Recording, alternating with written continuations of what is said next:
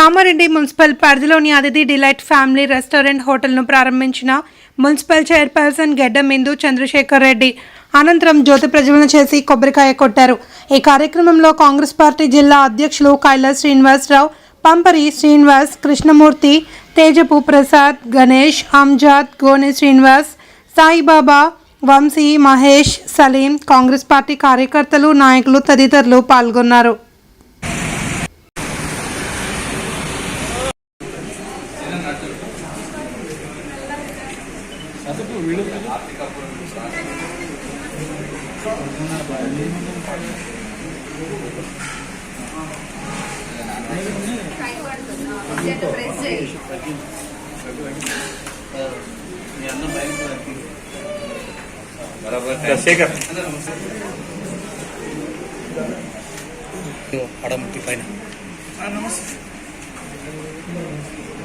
scene